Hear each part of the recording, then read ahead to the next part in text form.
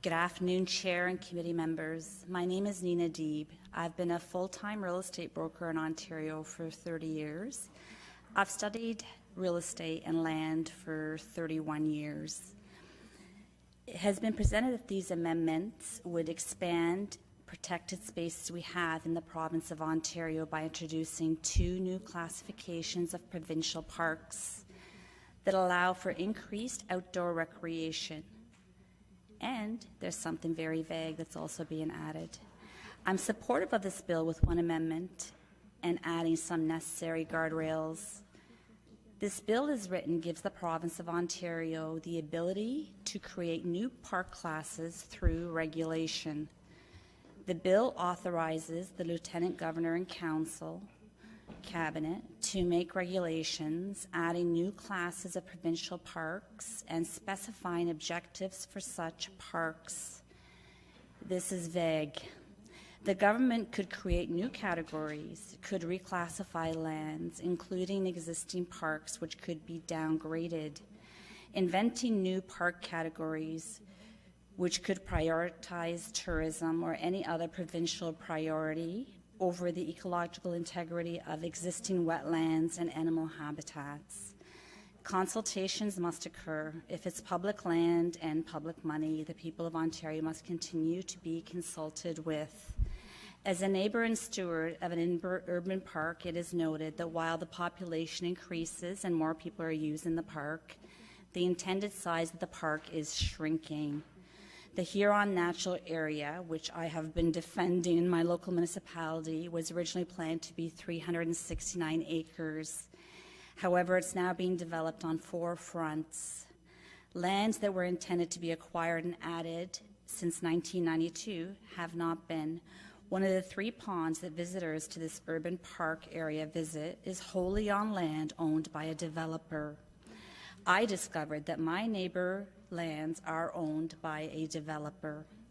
The local residents discovered that the wetlands buffer minimum had been reduced to only 30 meters by provincial legislation last year.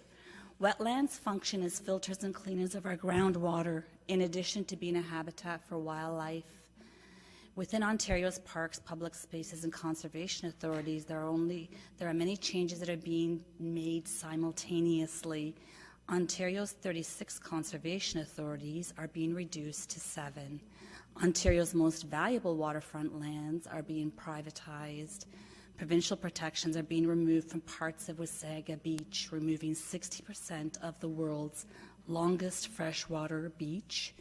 From the fall economic statement, almost the whole of the exhibition place grounds are being captured as part of the Rebuilding Ontario Place Act. This contradicts the statement of the goal is addition, not subtraction, because we are losing parklands that we already have. MPP Gilanis remembers when option 9 was tried in her community as Ivanhoe Park. The new class of park meant that it was a non-operating, no maintenance or service class of park. The City of Timmins had to step in to pay to keep the provincial park open.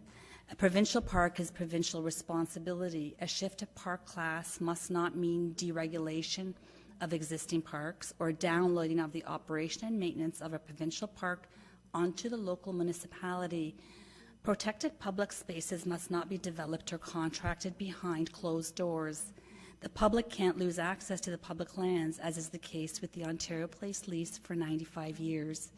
These business arrangements and enhancements to public lands must also provide a benefit to the people of Ontario.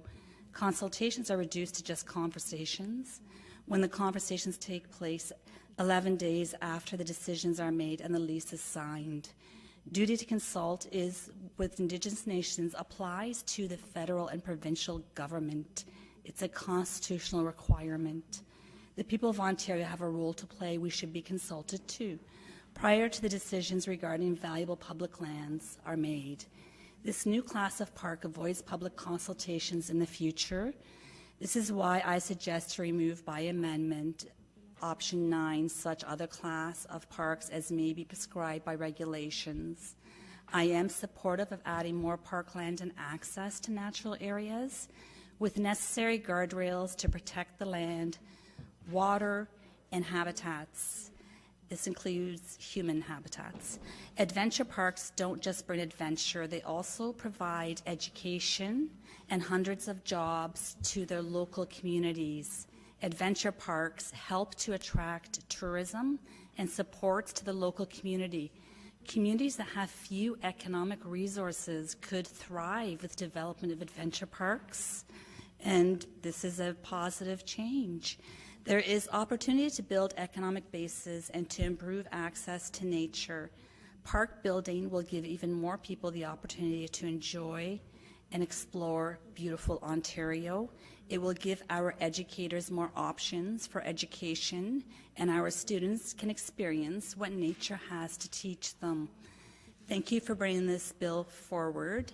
And like I mentioned, I am supportive of it, but I would like to see some amendments to be added. Thank you. Thank you, Nina.